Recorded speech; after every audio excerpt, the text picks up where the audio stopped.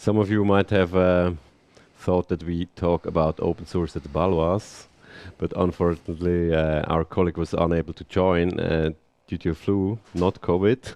And so he sent me a mail Sunday evening, and then was thinking about, holy moly, what to do.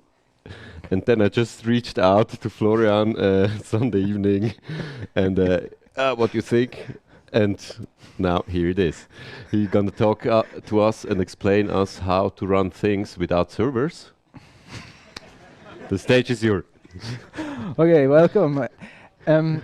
You will excuse any typos and stuff in my slides. I mean, they are like 3 hours old, so maybe they will suffice. But otherwise, let's catch up on what's the fuss. Disclaimer. It's all in there is my opinion. Don't go and tell anybody, I told you that that's the truth. No, it's my opinion. If you have something that contradicts me or you want to argue something, feel free and go ahead. Don't wait. Or if you have something to write it down and ask me in the end. But otherwise, engage during the talk, because I think most of the times I can answer, otherwise I will say I can't.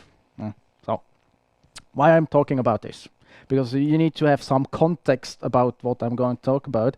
And it's kind of, I'm working for a company, which is called Zitadel. The color is not properly and right, so I see like the violet there isn't working well, but yeah, keep with me. We are building a next-gen identity and access management solution, and we always talk about it like, oh, it's the conjunction. If you combine Auth0 and Keycloak with each other, then that's where Zitadel originates. And you are able to run Zitadel and on serverless platforms. That's actually why I'm talking to you guys, not because of Zitadel, because I wanted to shine some light on where serverless is great and on which cases it won't work out for you guys, because we did give us the pain that are involved during that setups. So, is that the broad context clear for everybody? Okay, great. I'm normally a CTO at heart, playing a little bit CEO role in my company. So, yeah, if you want to shoot at me, go deep on the technical areas, because that's where I might be most. It hurts me most, I guess. So, okay, so the question we had, right, how to deploy globally, like Zitadel in that case, without breaking the bank. And I guess that's something most people are figuring out nowadays.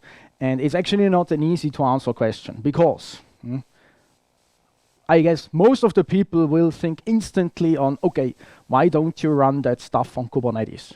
We did like Kubernetes. We do still like Kubernetes, but it has some flaws and strings attached. Like, okay, tooling is great, maturity is great. There is many options on how you want to run Kubernetes, ranging from AKS on Azure, like GKE on Google, and EKS and ECS, and yeah, many options. So that's great. You have option of choice.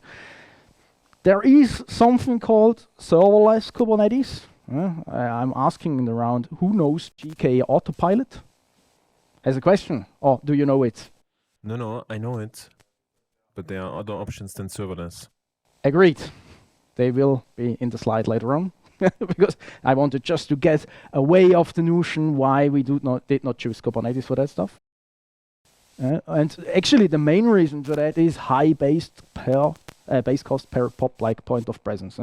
Each Kubernetes cluster you spin up will cost you something. Let's call it $100 a month. It seems not like much, but if you run a service across 20 regions, yeah, it will add up to a quite fair sum without any workload engaged on that cluster. So it's kind of the base cost is high, or for the economic people like here, it's a high capex in that case.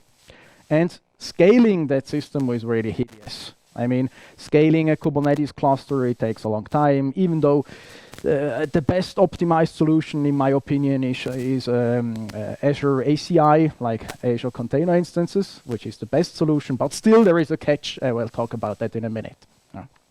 So, everything clear right now? Let's proceed. Okay, just for the sake of simplicity during this talk, I will classify serverless a little bit because it makes it easier to talk to you guys. That's my opinion and not like the established thing.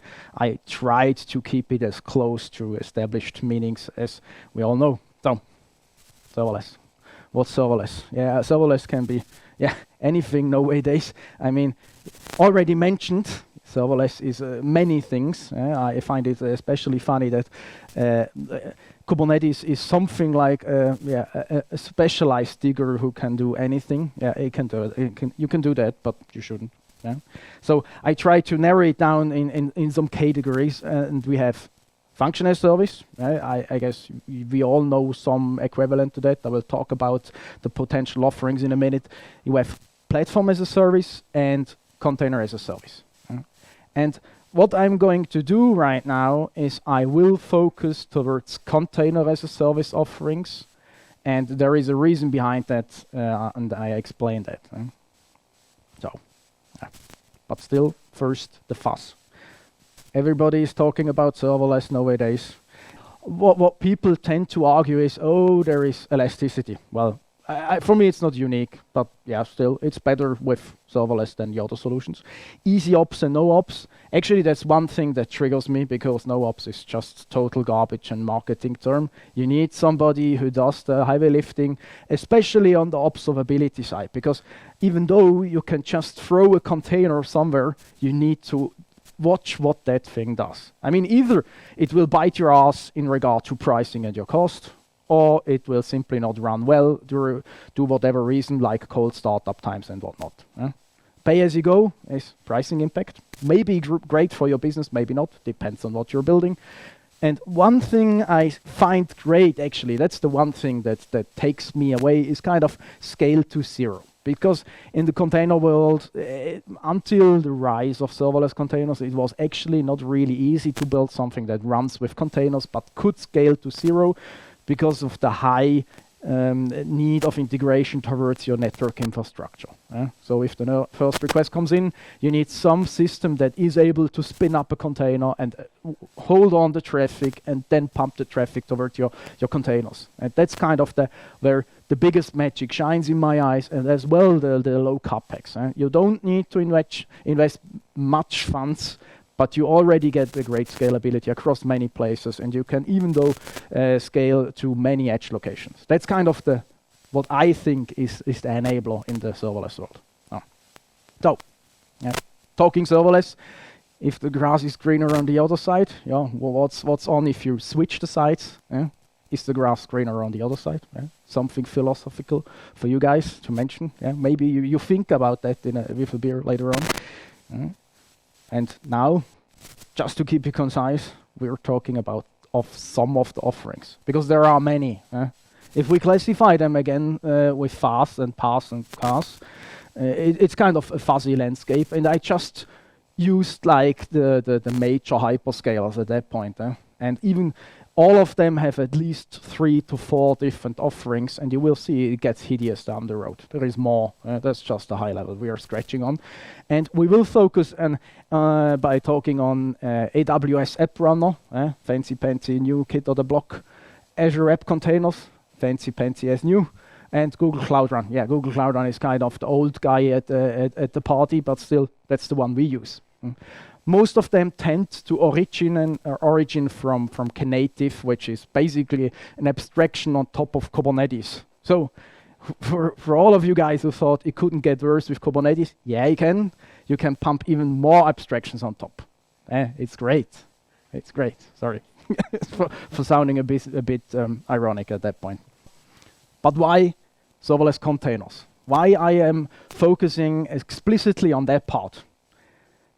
To keep things simple, a container that will work in Kubernetes has a high degree of let's say, compatibility if you want to run that on top of a serverless container platform. So if you run native, it is like 80 to 90% feasible that it will run.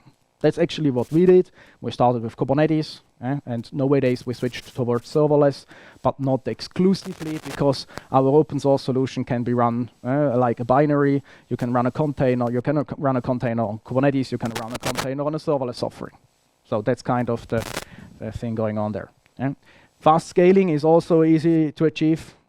You have a low base price, but there is a catch I need to mention, which we are going to talk a little bit about. Is like there are some strange things happening around there because each vendor has their own nuance of doing things. And it's really important to know that stuff because that's the thing we struggled a little bit, and I wanted to share exactly that struggle. Yeah.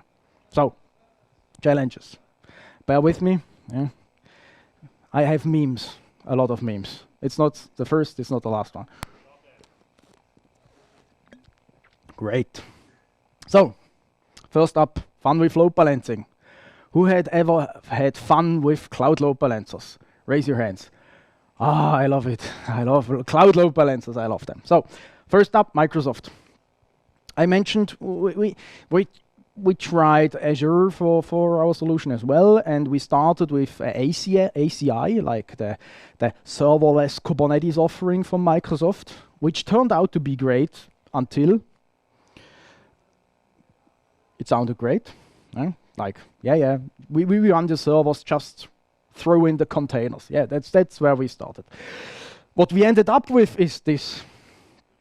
Who knows the load balancer offerings of Microsoft in depth? Nobody.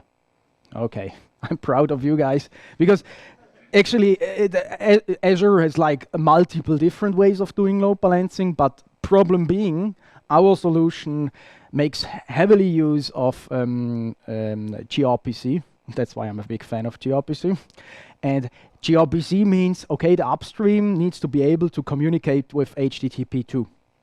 And so we are counting the year 2022, and all of Azure's major load balancing offerings cannot do HTTP2 in the upstream. Okay, so we can scratch and throw away all our ACI starts because their load balancers simply can't do that. And what we did not want to do is kind of run off our own load balancers because, from there we are coming. I mean, we did run Nginx, we did run Ambassador, we know Envoy. We know the stuff, but we wanted to get rid of it and not take it on. So yeah, why Microsoft? Why are you doing this to me? It boils down to this. That's the small thing I mentioned, but it is, I mean, it gets released like November 2nd, 2021. That's quite early. And it's the new offering from Microsoft based on Knative to some degree, where you can throw in your containers. And actually, funny thing being, they released a new load balancer with that stuff. Like, they use Envoy now. Yay. So, from that day forward, yes, Azure Container Apps, which are in preview. Well, it's a bummer, but still, you can do serverless with HTTP2 on Azure nowadays, which is great. I've never mentioned or thought that I will argue towards Microsoft's offering at one point, but still, that's the right way to move and to go in that direction. And you can even do like custom domains, which, to be honest, not even Google is working out with that, because in certain regions within Google's offering, you can't do custom DNS without working around it. We'll go to that in a minute. So, +1 for Microsoft. I'm relieved. So, how about Google? As you heard, as you might hear, I am more or less a Google fanboy. Let's argue that towards the position that I like Google more than the others, so it's a concept of lesser evil and not of I like. So, HTTP2 with Google. Yes, you have HTTP2 with Google. Like, you can throw in your container. You will get HTTP2, but with the added problem of you only get HTTP2. So, funny thing being, your application needs to accept all the traffic with the HTTP2, and to make things worse, HTTP2 normally demands TLS connections. So you don't only need to make HTTP2 happen, but also HTTP2C, so like H2C, which is called in short. But that's a thing you need to know, because otherwise you have a struggle, I can tell you. Because then you will arrive, the GUI will not load, but the API will work, or the other way around, the APIs will work and the GUI won't work. So it's just and If you're building a Go application, yeah, you can do a lot of funky stuff to get around that issue. You can create mux and try to hold your code together and running multiple HTTP servers at the same port. Yeah, it's just not fine. It works. So, well, I suppose could be worse. It's not great, but it works. So, next up, AWS. So I heard Siemens is right. Yeah, you see it. Siemens uses AWS a lot, okay? For AWS, I've just used the fancy quote of Corey Cream. Just read it yourself because it states what I wanted to say.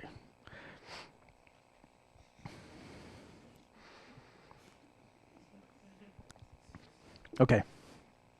For the not invited or not intrigued, there are 18 ways across AWS on how you can run containers.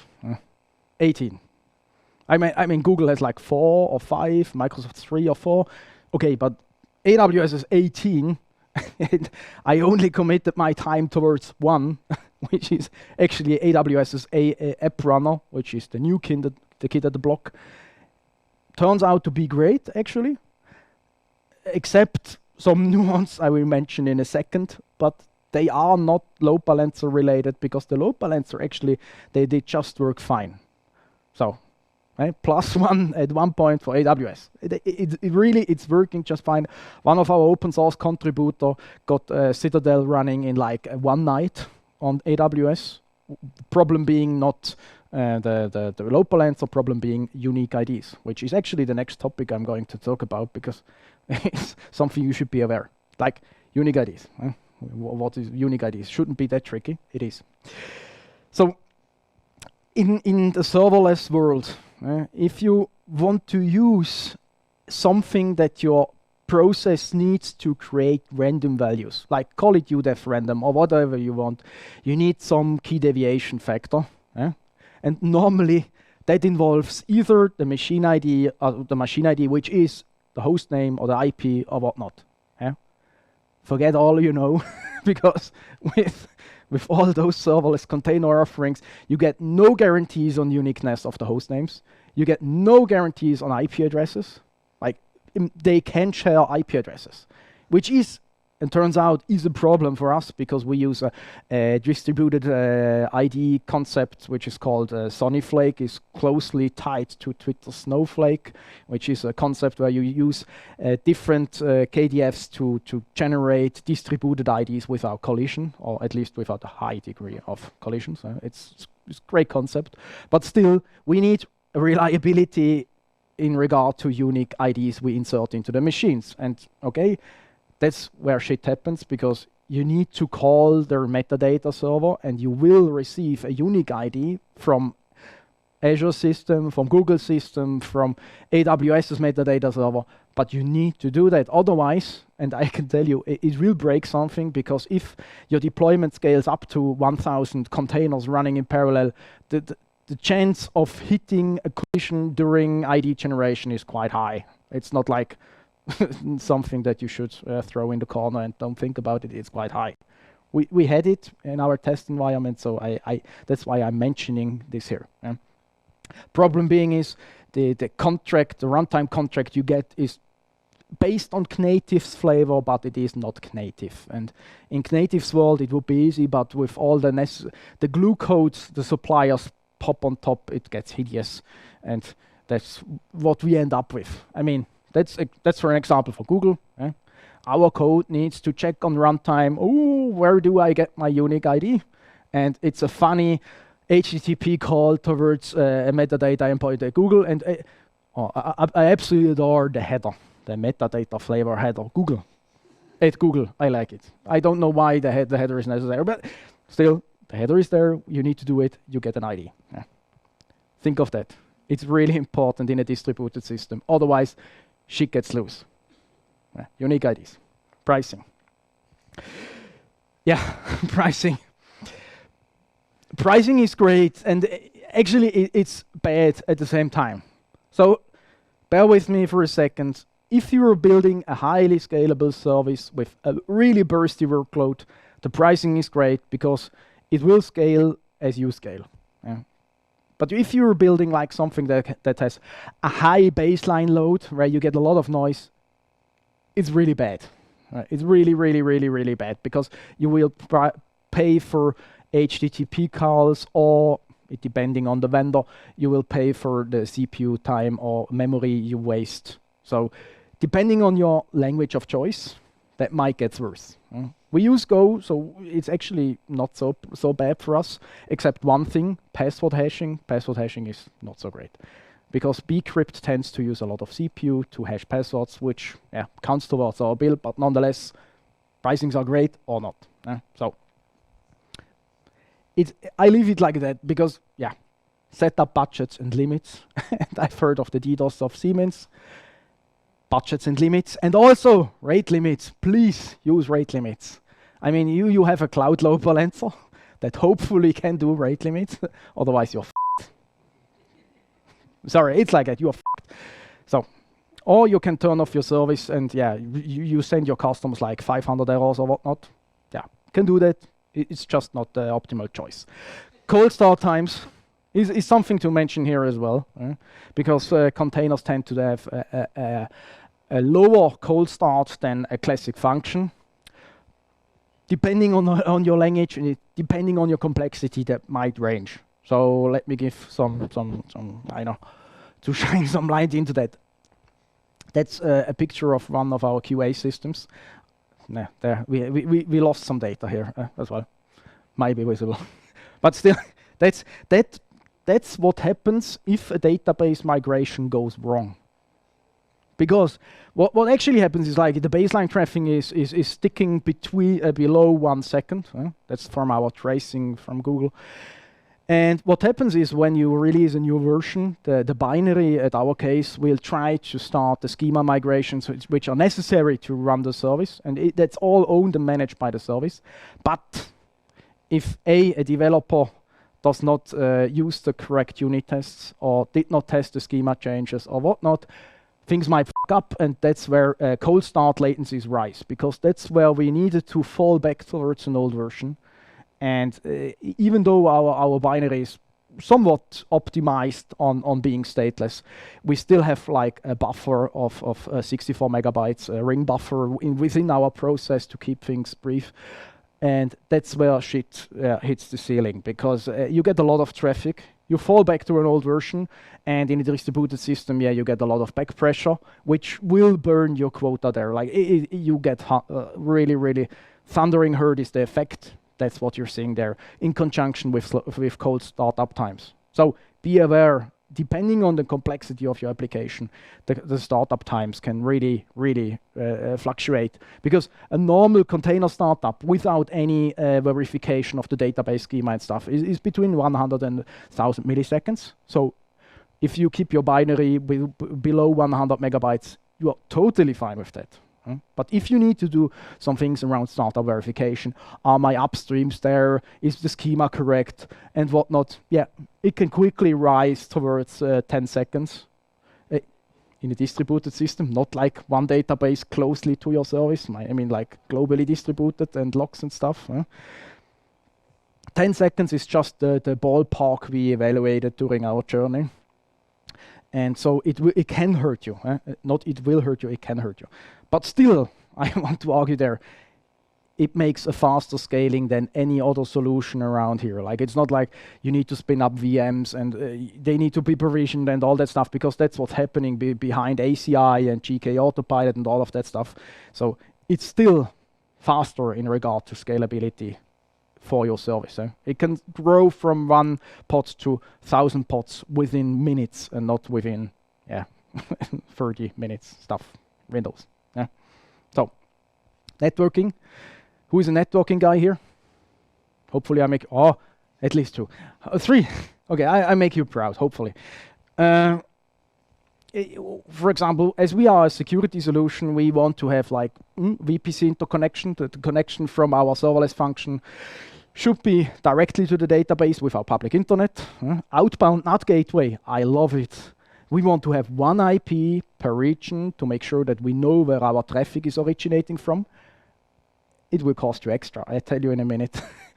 Content delivery, yeah, okay. You end up paying that anyway with any of the hyperscalers. So, but it's there. You need to pay it, and web application firewall as well. So that's not the big ones, but the VPC connection as well as the NAT gateway. I wanted to mention this because it's more or less the same across all hyperscalers.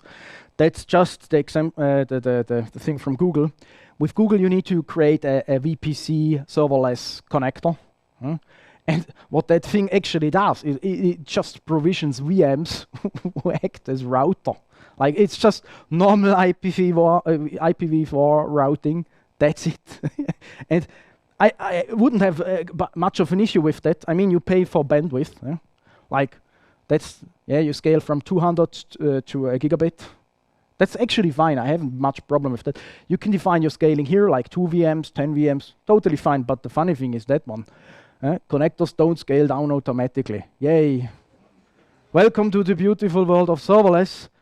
I have a serverless farm that can scale from 0 to 1,000 in each region, but the VPC connector, if they scale to 10, they will keep to 10. Yeah, thank you. Thank you very much. And to Google's reasoning there, it's not just with Google. As with all of them, they have like that problem.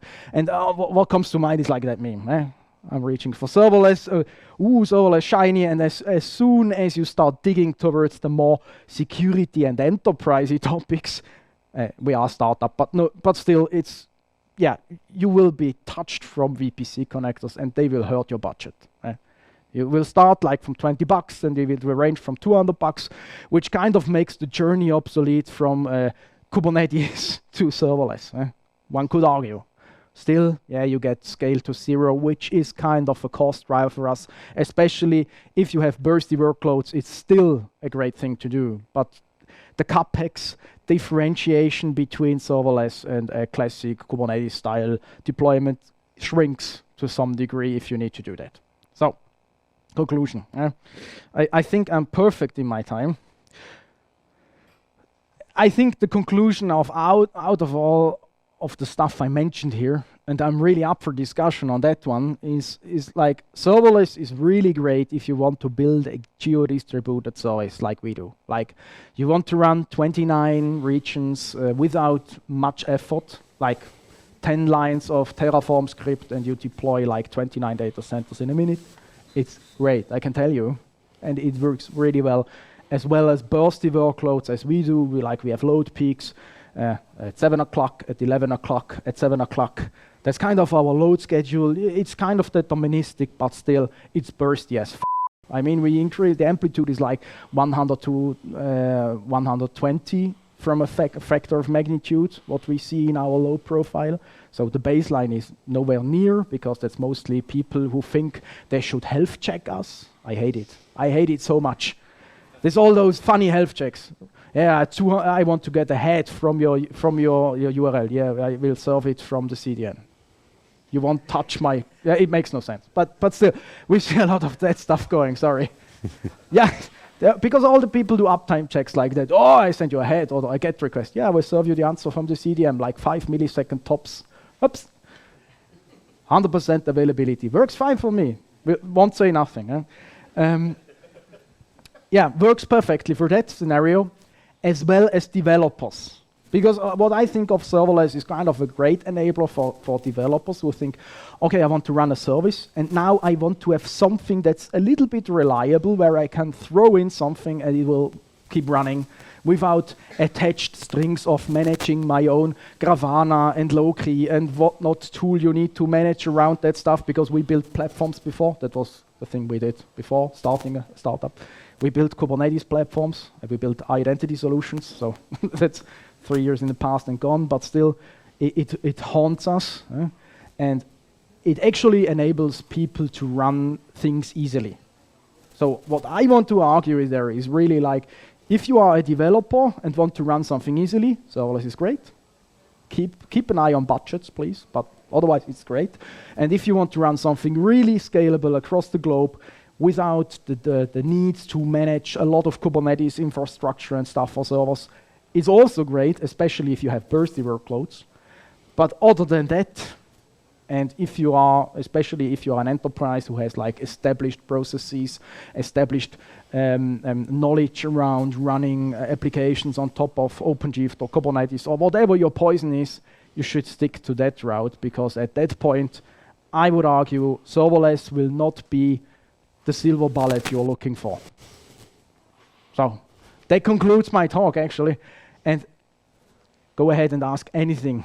Otherwise, there is a QR code. Give us a star, please.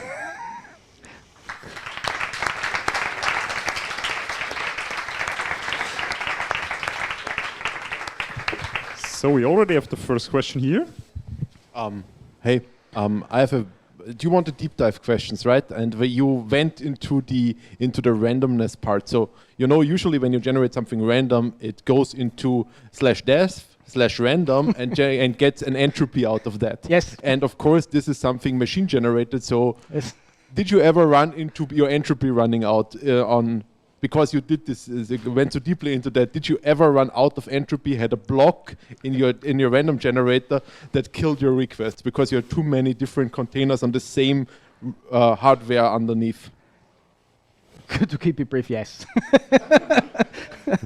So, thing is, or the great thing I barely skipped over at the pricing pages. Serverless containers are great because you can serve multiple requests with the same process, which is kind of a cost cutter for us.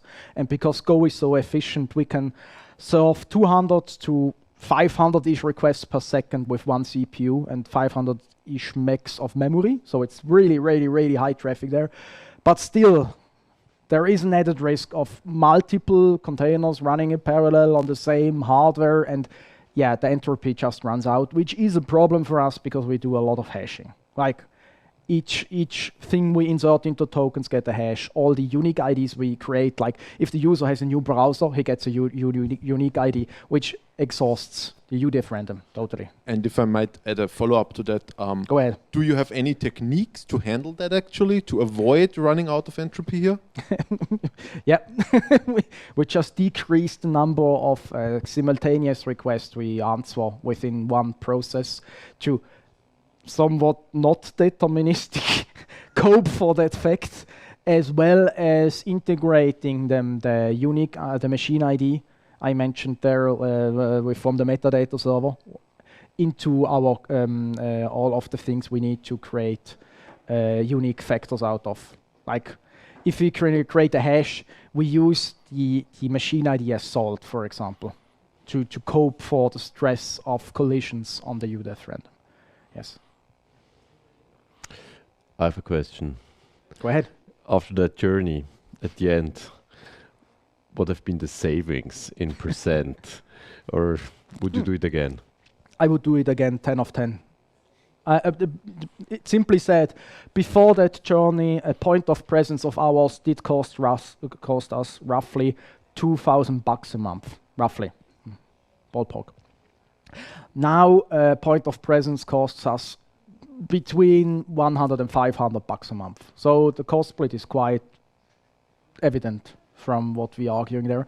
And that's to the reason that we have really, really bursty workload. I mean, it's just that. And we wanted to distribute our workload as much as it goes towards the edge to the customers to reduce latency on their end, because otherwise they won't use our solution.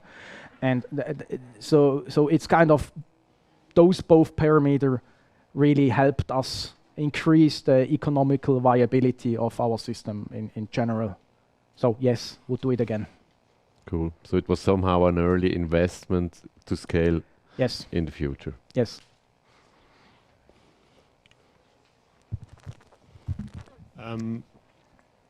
How is, let's say, the development and testing flow for this? I mean, you mentioned that the containers you can, like, if you can run in Kubernetes, then mostly they will work on the cloud. Yeah. So how do you usually do the development and testing?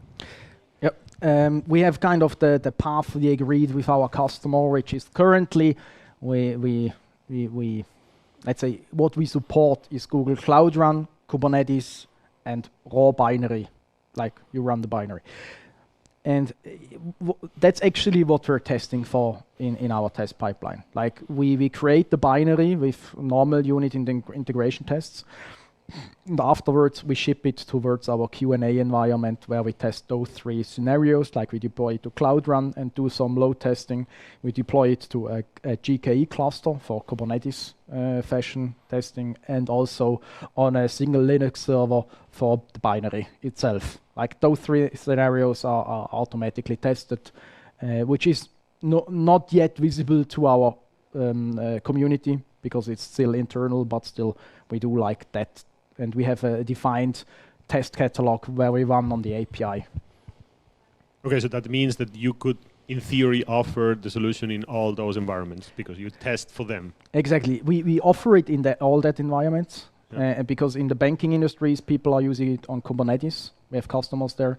We have customers using a Cloud Run and as binary right now. And we see that customers want to run it on AKS much. We see a lot of traction in that field currently. And also in the open source community, we see a lot of traction on AWS App Runner.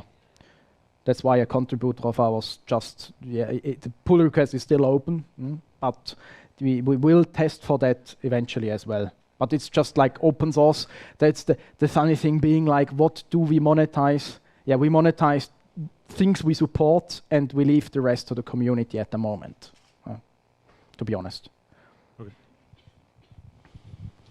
So, any other question here in the room? We have like 10 minutes left. Don't hold back. I have one more question. Did you try?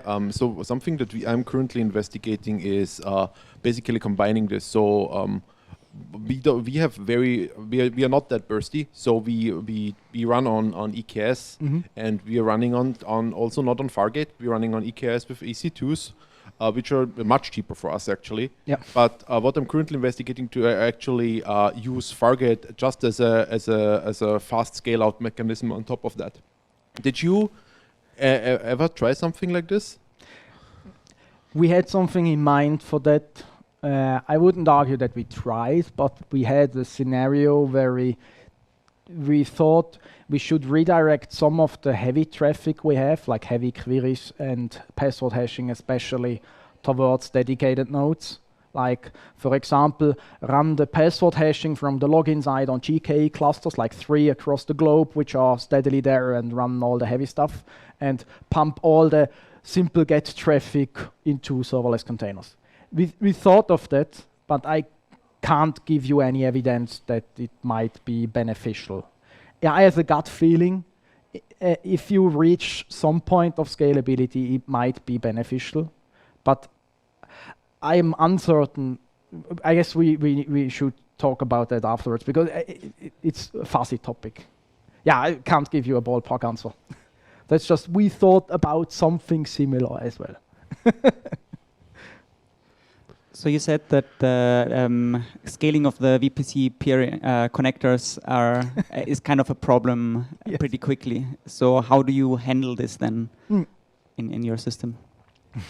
Currently, by hardcore back pressuring when we have too many connections. I mean, currently we run each data center with a setting from 2 to 5 VPC connectors, with each of them handling 200 megabits of traffic. And if we overload a certain region, we back pressure it towards the cloud load balancer, like the GLB in our case. And at that point, if the error rate keeps increasing on that, and the load balancer is configured to dynamically shift away traffic from an overloaded region towards another one, with the price of paying added latency. But still, that's our solution. Like, we keep a saturation window open. If the saturation window is reached, we try to shift traffic away. And until now, we hadn't any issues with that. Like, the GLB is quite fast in regard to traffic switching. I mean, that's for the for the people who don't know Google, there's the Anycast IP. You pump your traffic in, then you have their Google front-end engine at their edge, where you can dynamically configure where the traffic should be steered at, and you can do that on different attributes. And that's what we actually do. And also imposing rate limits. I also talked about them, rate limits. And if I can mention something here, do rate limits, please do them on the TLS connection. Don't do them on cookies and stuff, because nowadays users get to do funny things. The browser Roger hates most, I guess, it's Brave, huh? Okay, but still, Brave does funny things with cookies. And if you lose the cookies and the IPs might change over time and stuff, it's just hideous to do rate limits. But if you can stick to the TLS connection, if your load balancer exposes that flag, use the TLS session ID. It gets a better rate limiting result than anything other you thought of. So that's what we tend to do, hard rate limits at the edge, to keep it brief. One more question. I can imagine that testing this is very... I can imagine that testing this thing is pretty difficult because there's so many dynamics in the system. You're talking about serverless, you never know where these things are. How do you debug that?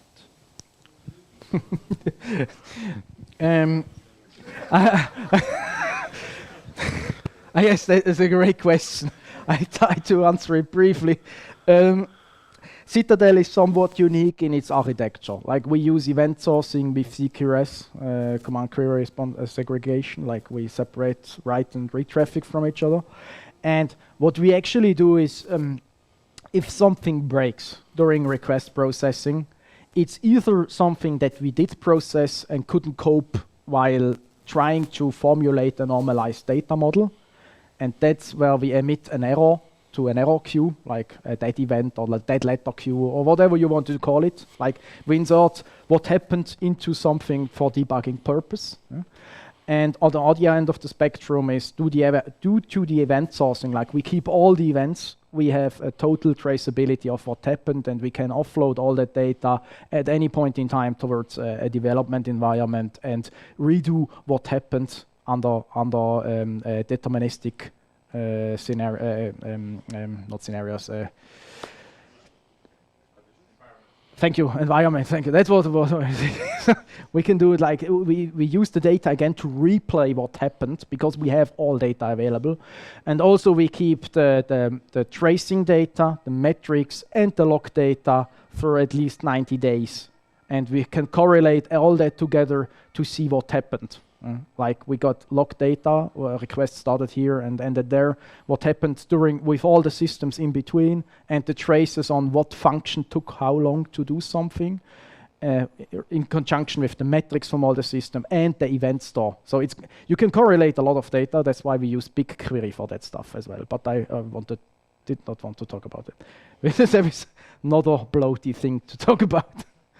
Hopefully that answers your question to some degree. But testing is tricky. What it boils down to is Zitadel can be tested locally easily, like it's a mini-lith, like a monolith with a lot of APIs, but still it's a mini-lith, where you can test everything locally, and you can even load the data set from the cloud locally to test and replay things, what happened. But yes, it's tricky. So there will be time for one last question here. Anything left to ask? Roger? Okay, then Florian, thanks a lot for jumping in, being here. Great to have you here. Awesome talk.